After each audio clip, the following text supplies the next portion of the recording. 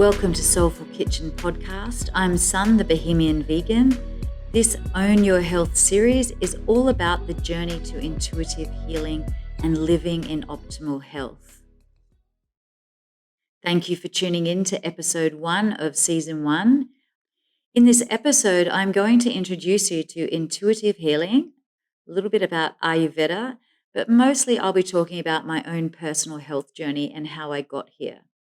What I learnt and studied along the way in order to ditch Western medicine and take back my own health. Welcome to SolFul Kitchen.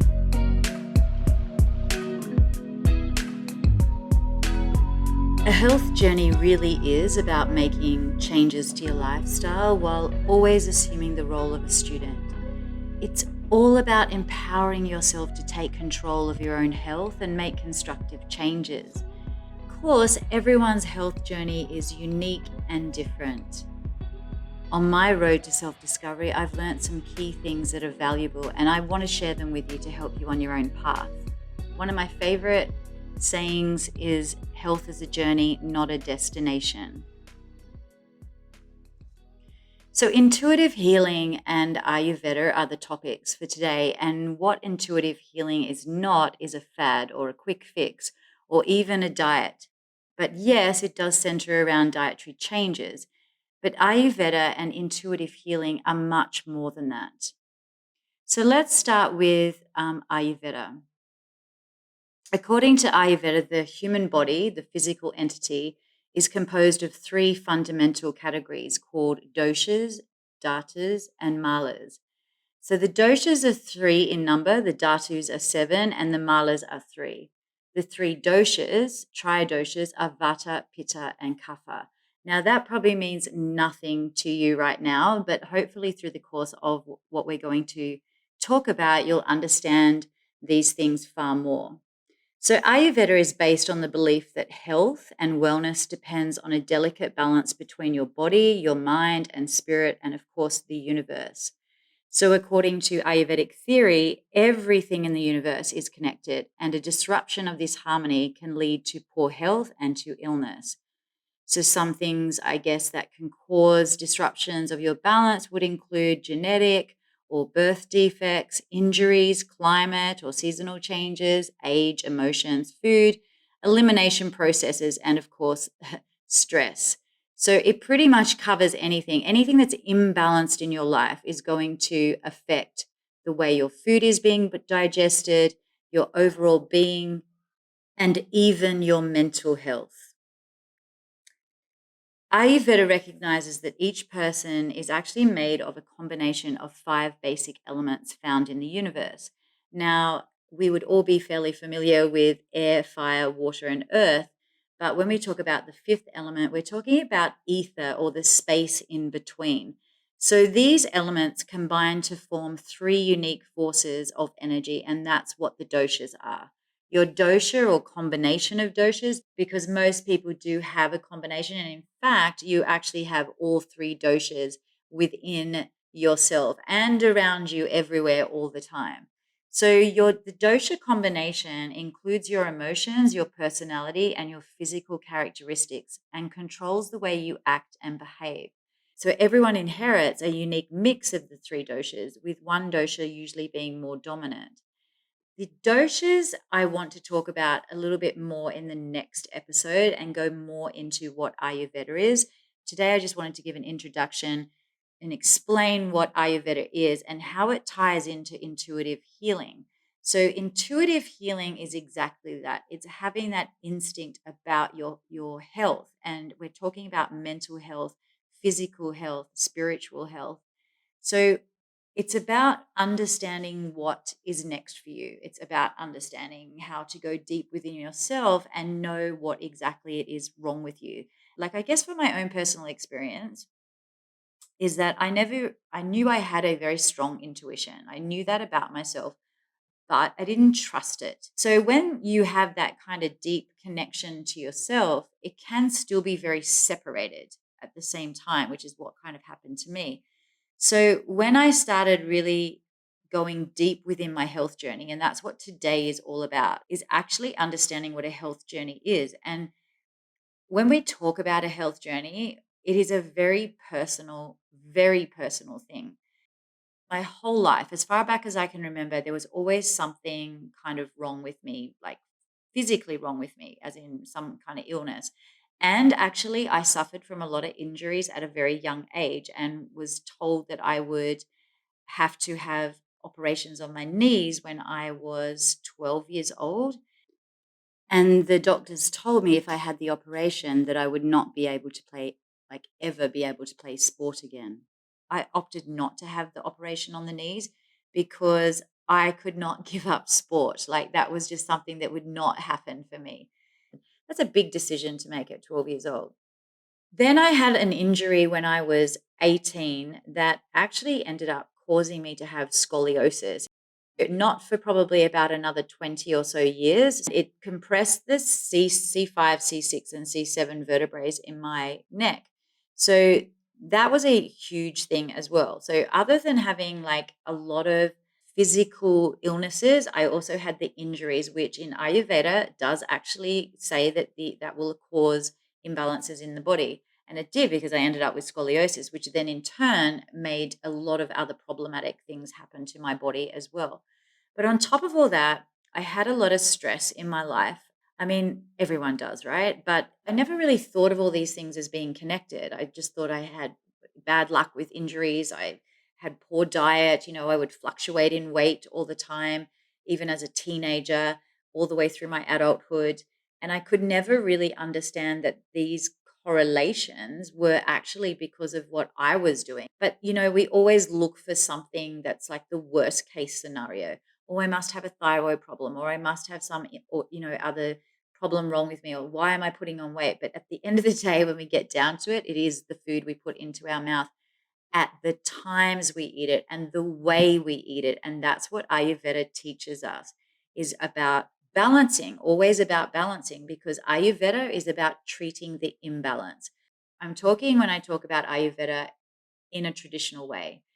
When that injury happened through the course of the next 20 or so years, I had children and I also then on top had a lot of other issues. I had a lot of stress again in my life. There was a lot of different things going on with me, but I never could put all of it as being, as Ayurveda says, an imbalance. Like it was causing me to have, the weight gain, then losing a lot of weight. So it was up and down with the weight, causing me to be sick where I'd have days in bed and I wouldn't be able to get out of bed. That caused depression. I ended up being diagnosed with autoimmune diseases. And it just kept going on and on and on until finally one day I just put a stop to it. I was diagnosed with chronic fatigue and a couple of other autoimmune diseases to do with digestion. So, all these autoimmune diseases that I was told I had, the main thing was that it was causing the chronic fatigue in me because I would work, work, work, work, work, work, work, and then I would fall in a heap. So, I didn't learn to rest. I was living in fight, flight, and freeze all the time. So my body was not able to come down into the rest and digest system, which is how we should be operating, in an everyday normal situation. Your adrenal function or your adrenal glands are there for a reason. They're meant to work to produce hormones in the body and cortisol and aldosterone. And then the other side, the inner part of the gland, it produces the hormones adrenaline and noradrenaline. So these four hormones are essential to normal functioning in the body. So they control very important functions like metabolism, blood sugar levels, blood pressure, but also they on the other side, when the adrenaline kicks in, that's when they work in a very unique and different way. Like suddenly you have superpowers. Well, more realistically, actually the chain reaction results in an increase in heart rate, blood pressure, and breathing rate. You're in this fight flight. Now, if you're staying in that all the time, those poor little adrenal glands aren't having their siesta anymore, and they have to actually be working all the time, pumping out the adrenaline, which is obviously not good for the body, and in turn then causes diseases because it's not functioning in the way that it should be functioning. So I just want to take a break here and just give you a moment to kind of take all that information in, because it is actually a lot.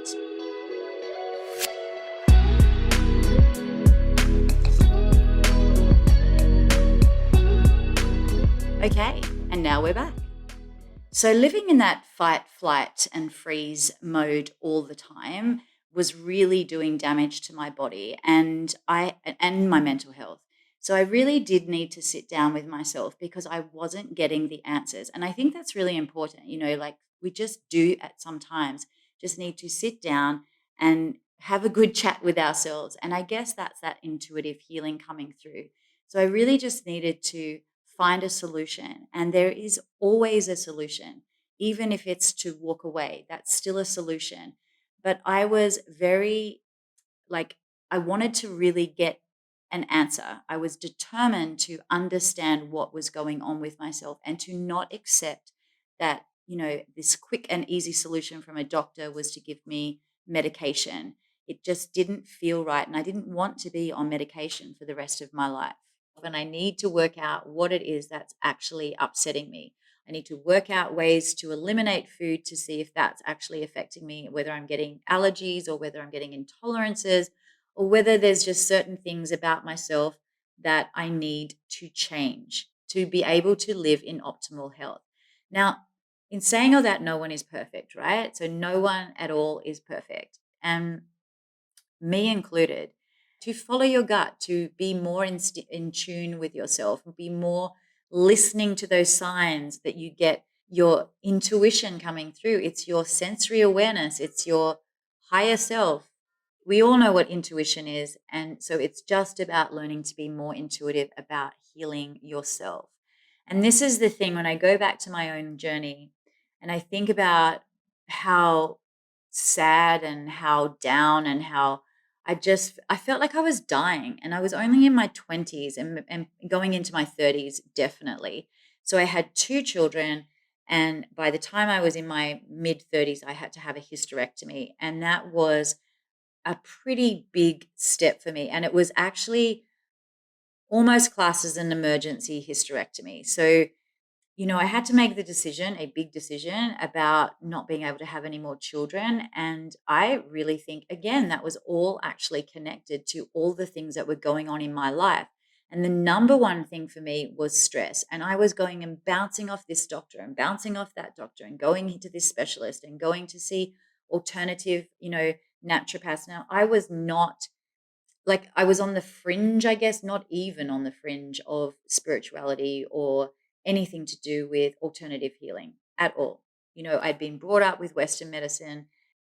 I was brought up on antibiotics. If I had a cold, if I had a virus, if I had anything wrong with me, there was antibiotics pumped into me, which again also correlates to why I had all these health issues later on in life. Coming forward into my late 30s, I guess, I'd had a hysterectomy. I had a failing marriage. I decided to go back to school and I did my studies that I'd always wanted to do in acting. So I feel that probably was the beginning of my spiritual journey, even before all the food intolerances that and the break away from Western medicine. I was actually quite overweight during that time that I was studying. I felt very awkward. I felt very intimidated by my own self. Like I felt very closed off, and I had to be the opposite.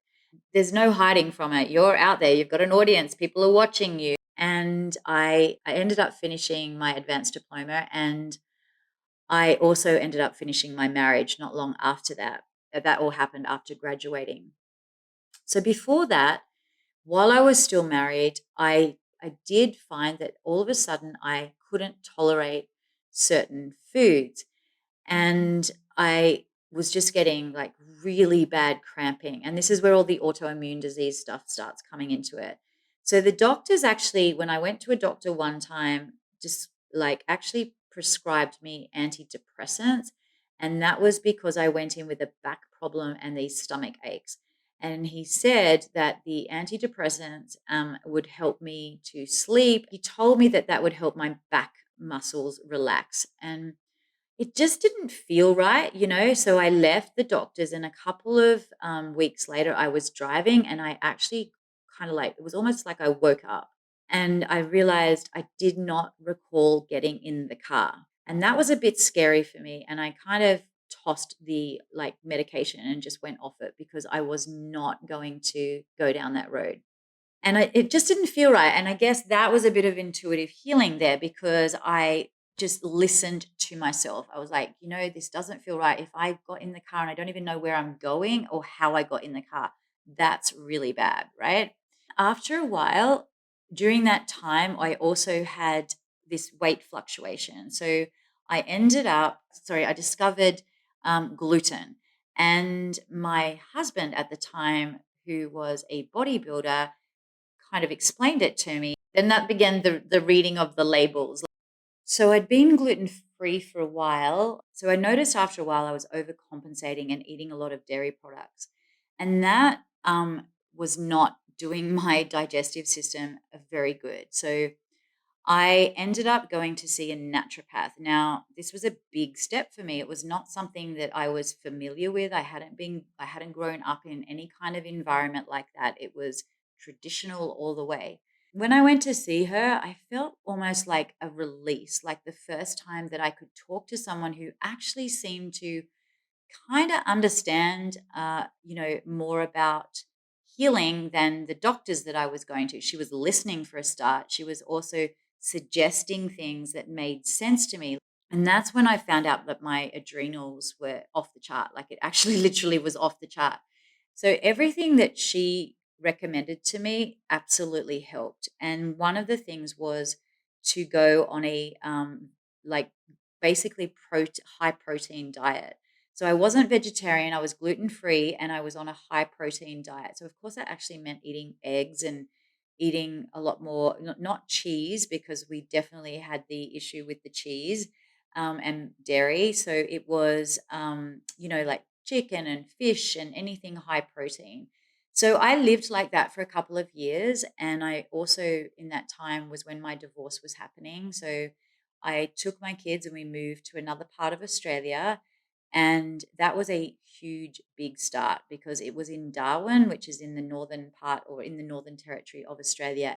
While I was there, I was not so healthy and I kind of probably wasn't eating as well because of my job. And that was because I was managing at a TV station and I just was on call 24/7. So there you go. That work thing was just that cycle just kept happening and happening and happening no matter where I went or what I did. And I literally, as I said before, when I had a break, I would just crumble. I would be just a blob on the couch. Like I couldn't move. I just couldn't function. I would sleep most of that day or days, depending on how long it was. And that was usually when I would get sick. Like I would get really chronically sick. And before I mentioned, I would not be able to get out of bed. And then, of course, I realized not at the time, but that I suffered from depression. So all of this was actually caused by my what I was putting in my mouth, like what I was actually digesting, but also what I was letting into my mind. So all of these things created this problem of what I was having with my health, and none of it I pieced together, as I mentioned before. So after Darwin, I came back to Queensland in Australia, where I was living and had been living with my kids. And I guess that was when I started to notice that I needed to probably, do something about my weight because I had put on the most weight I'd ever put on in my life. And from my normal weight, it was 32 kilos extra that I lost in a course of 9 months doing a program and called 12WBT. I can leave the link in the show notes. It was a great program. And during that time, I opted to go vegetarian. So I moved from being a high protein, gluten free, because what was happening is that I was noticing that all the same symptoms were coming back. And that those symptoms usually were around a lot of swelling, like in the body. So I would carry a lot of fluid. And again, I didn't understand why. I didn't realize it was to do with food. I had no idea. So you couldn't see the bones in my hands. You couldn't see the bones in my wrist, like the rest of my body would be okay, but my face would puff up, my wrists and my ankles, which then, of course, turned into my legs. And to the point, sometimes I wouldn't even be able to stand up. So that extra 32 kilos obviously made a big difference as well because it made me even unhealthier. It made me less energy. It made me not be able to do certain things. I wasn't exercising. I just felt like really bad. Plus, I had just come out of my marriage breakup. So, I wasn't in the best place. But what happened was I did this program and it really changed my life. And that program really delved into the psychological aspects of health.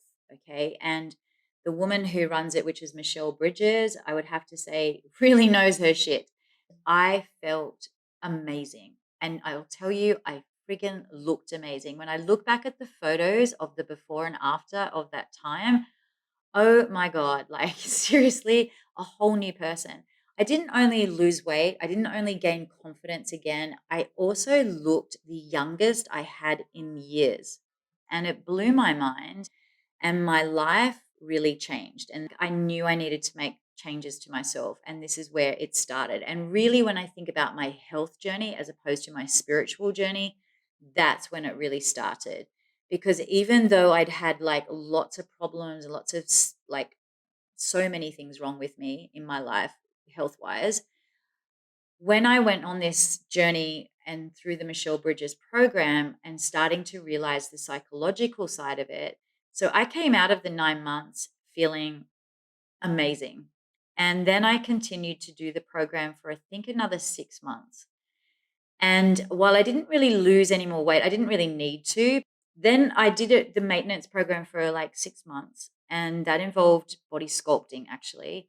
And I set up my own home gym, and I absolutely loved it. I would spend 2.5 to nearly 3 hours a morning, 6 days a week, doing fitness. Now, it would include running, the program that I was doing at the time, which were videos, and that included the weight training. I would also do my own yoga practice and obviously meditation. I was getting up pretty early and then going to work.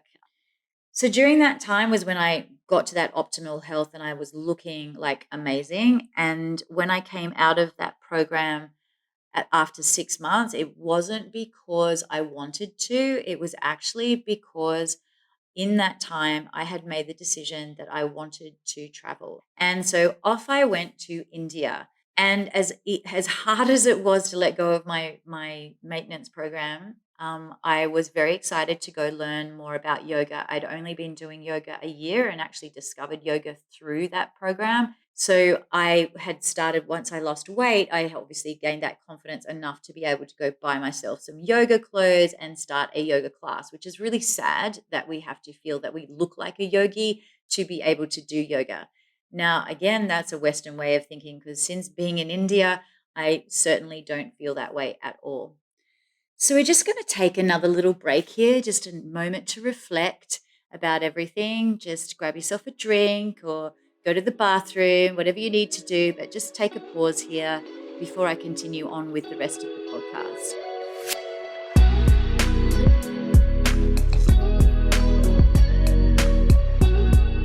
So off I went to India, and that was in 2014. India changed my life. And I guess where I'm at with where I am right now is I'm actually not living in India. I moved to Mexico 1 year ago. So I went to India to learn yoga. I ended up staying because of animals, and I ended up staying the first time it was 6 months. I was only meant to be there for 5 weeks. So I just wanted to be in India and I didn't want to have any kind of ties back to Australia in that way, like physical ties, other than obviously my family. So all those possessions, letting go of that was a weird thing, actually, when I think about it, and probably a topic I will talk on another podcast about. But when I stayed in India for the animals, I stayed 6 months and then I did go back to Australia. And when I went back to Australia, I ended up becoming vegan and becoming vegan in a very short time. So the whole time I was in India, I was vegetarian. The whole time since when I was doing the program, the weight loss program, I had been vegetarian. So going to India was very easy to eat as a vegetarian because primarily, especially where I was, is Hindu culture. And if you are following Hindu culture, it is a vegetarian um, diet. So I came back to Australia and I ended up finding that it was very different after 6 months. Like everything had changed. And so I found myself on my own. My daughters were not living in the same state. So, yeah, I found it very strange. And I ended up, I had a group through my kirtan group. So I had a lot of people I could do that. Like, I would think I was doing it nearly every night a week. Like, that's how much I enjoyed it. And it was really helping me spiritually as well. But during that time, I ended up, I'd been friends with someone beforehand who was in that group, but he kind of mentored me into becoming vegan. So the key thing was that I went to a vegan lunch with him with a whole bunch of other vegans. And I'd just come back from India where I was helping animals and, finding homes across the globe and, you know, helping sick and injured animals while I was in India. And it felt ridiculously stupid to still be vegetarian and not be vegan. So I kind of jokingly said, I'll become vegan if I can find something that I can that basically is a replacement for Greek yogurt because that was the only dairy that I could actually stomach. Long story short, we did this cooking show on YouTube and Facebook, or basically social media, and it was actually quite successful. Like it was just us mucking around in his kitchen way before YouTube got all serious and professional. The show was really popular, and through the course of that, we was quite fun. But I also got to learn to cook vegan, right? Because he had been a vegan for, I think he turned vegan when he was 17, and we were both like in our 40s at that stage. So he became my vegan mentor. He also has his own podcast. I will leave details of that in the show notes. And, that really was a big turning point. It also wasn't long after that. I think I stayed in Australia for 4 months and I went back to India. And so now I was vegan and I went back and I had sort of not really worried too much about being gluten free. But I noticed that without doing that maintenance of the weight and kind of having the same kind of diet that I was having in Australia, I did put on weight again and I did start to get symptoms back. And that started to worry me. Like I was getting a little bit concerned about that. So then I ended up finding that I needed to probably go gluten free. So I did that. And this was actually after so I'm going to jump forward a few years. I went to live in Israel for about 10 months. And during that time, I got really, really sick and again put on a lot of weight. And I know it was because I was, at the time, I didn't realize it, but I knew that it was to do with candida because I'd had candida earlier in my life. And when I actually think about it, that was probably one of the biggest signs for me about my health, but I didn't kind of put two and two together back then either. So I think I was in my early 20s when I was diagnosed with candida. So this has been an ongoing thing throughout my health journey as well. And so with candida, there's a lot of restrictions in getting the sugar out of your body and reducing the yeast. So when I went back to India after 10 months, and that gave me the opportunity to be away from Israel, where I was just eating like so much amazing food, but it was really not good for me. So when I went back to India, I was teaching in yoga schools, like teaching teachers to become teachers. I was teaching Ayurveda. I was, basically teaching all this stuff, but not necessarily living it. Now, yoga, yes, definitely. But the Ayurveda side, which is the sister science of yoga, I definitely wasn't really doing. Like I was teaching it, I knew it, but I wasn't really putting it together. And all my studies of it, so that training I was implementing, but I wasn't really implementing it enough. So that was when I kind of went, you know what? I need to practice what I preach a little bit more. And so I started looking at why I was getting this fluid retention again.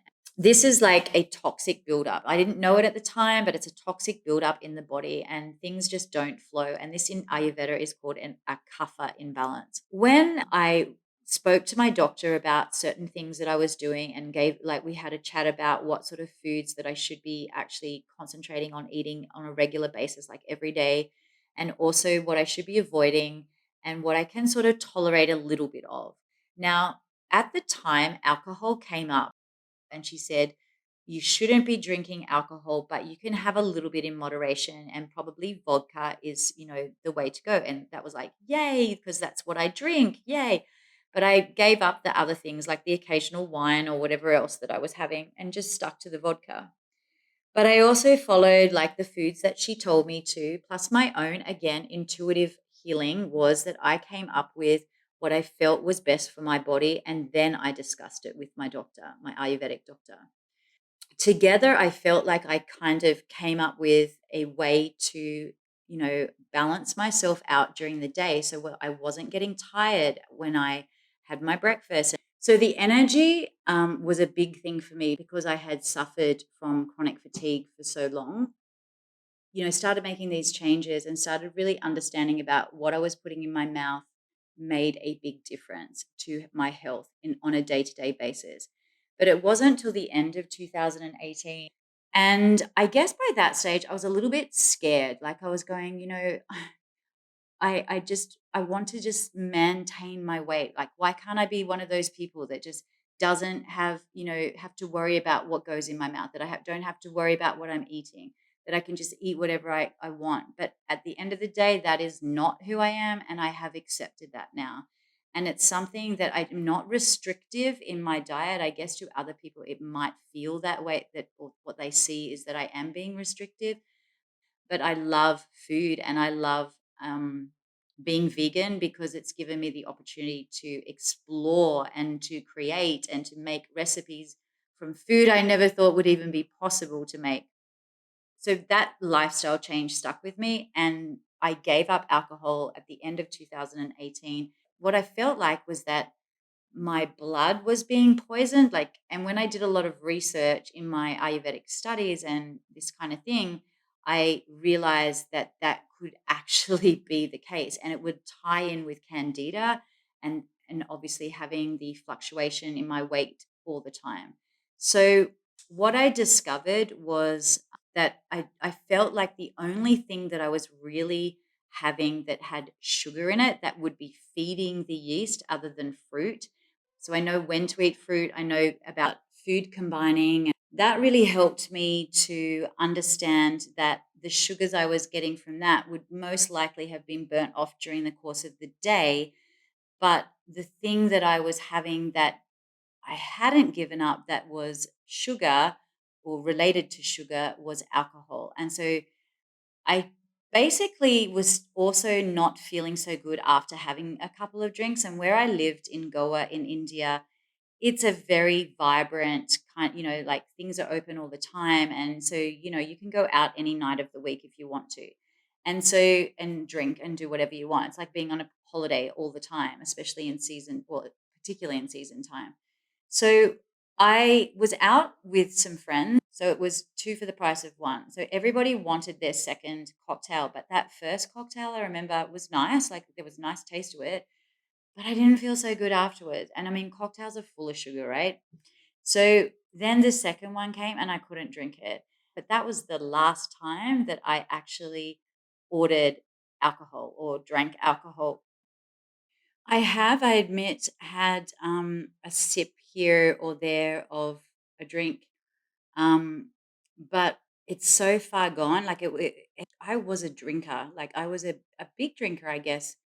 I'm Australian, so that has a lot to do with it, part of our culture. But it just happened. It literally happened overnight, and it really came down to me just going like really understanding my body and what I was needing to eliminate again, the intuitive healing. So once I gave up alcohol, I dropped a lot of weight. And I'd actually already started to lose weight since coming back from Israel and, eating a bit better anyway.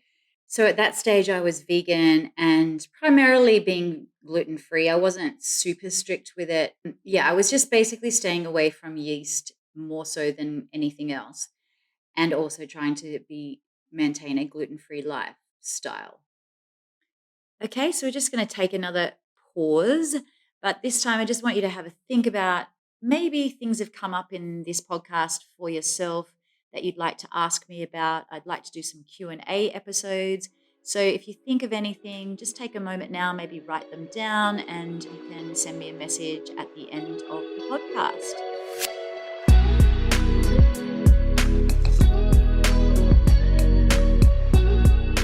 So jump forward 3 years, and I've still been able to maintain that weight. And I won't say that it's been a perfect journey the last 3 years as well, but it's really cemented for me exactly what I need to have in my daily intake of food and how I need to live my life to be able to maintain it and have a balance in my life. And I'll have to say that I honestly can't remember the last time I went to a doctor, which is amazing. And I've learnt so much through Ayurveda. I'm not against Western medicine at all.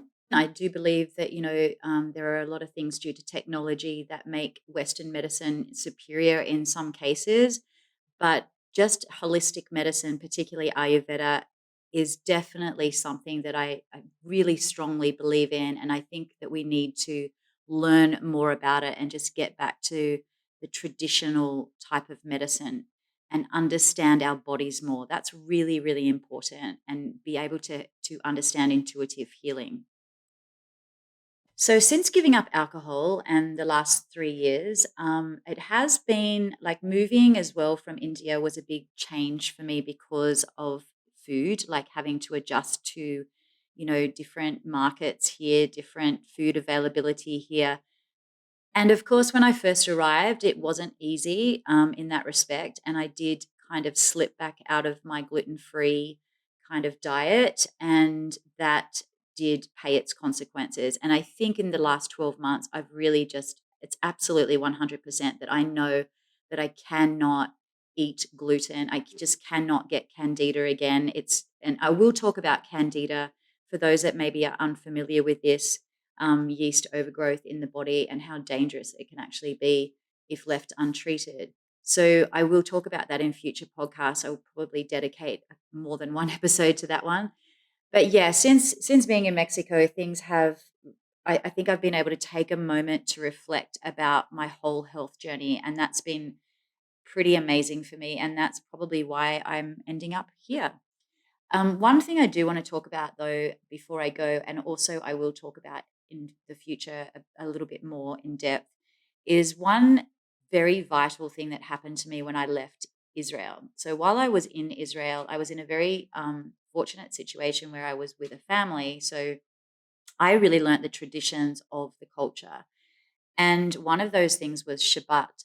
And the fact that they take a full 24 hours to rest and not do anything, that, not even meant to have electricity on, not meant to drive a car, not meant to cook, all of those things. Well, I took that with me from Israel and I still implement it in my week. So I have one day a week, which is the same day every week, which is usually a Sunday. And actually I don't follow the religion, but I definitely took away with me the essence of what that is, and it's to rest.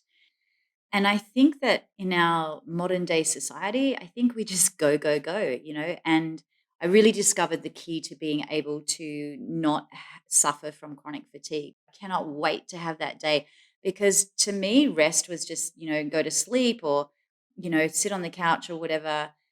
But you would still cook and you would still do all the things that you had to do, like the chores around the house, or you might get sidetracked and you end up going out and doing stuff or whatever. So, but to dedicate a whole day to actually not do a thing. Now, it does take preparation, but I learnt that when I was in Israel because we would prepare all the food on the Friday and Thursday. And then the Friday evening through to the Saturday evening was Shabbat. And then so basically sundown Friday evening to sundown Saturday evening. So I took that and I still use that. So I just prepare food, and as a vegan, I kind of have to prepare a lot of food anyway. In summary, I think my health journey, despite being very long, has been very rewarding, and I've definitely learnt a lot.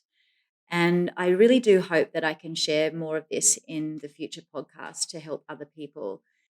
So starting from the beginning, going vegan was a huge change. Even going vegetarian was a huge change. Being gluten free and finally admitting to myself that, I have to maintain a gluten free diet. So all of those things, like since really discovering that, have changed my life.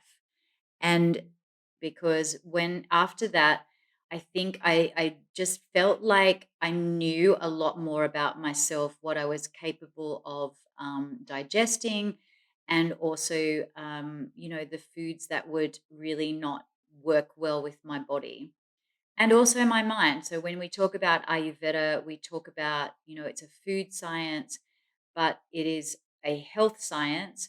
And, yoga is actually about, to do with, well, they're both to do with the mind and the body, but yoga tends to govern the mind as Ayurveda tends to govern the body more. I really started to correlate everything and understand how everything was working, in my practice and also in what I was practicing in my daily life as what I was eating and how it was affecting my health and my mental health. So, yeah, so that's pretty much takes me to where I am today. And I guess that now I am the labels that I carry with me with pride are that I'm vegan and I'm vegan for the animals, but damn well has helped me with my health. And I also am gluten free. I don't have sugar, like processed sugar. It's an avoidance thing in my diet. I don't consciously even think about it anymore. So, yeah, that brings me to the end of my health journey. And as I said at the beginning of this podcast, health is a journey, not a destination. And I really hope that today you've learnt something or that you've taken away something that might actually help you on your own health journey. If you want to know more about Ayurveda or intuitive healing, please just message me. I'm more than happy to answer your questions. And even if you have something you want to share on the show, I'd also really love to be able to interview you. Maybe you have a story of your own that you'd like to share with others. On next week's podcast, I'll be talking much more about Ayurveda and what it is and how to start applying these techniques into your own daily practice. So I hope that you live your life in good health, eat lightly, breathe deeply, live moderately, cultivate cheerfulness, and maintain an interest in life. Namaste.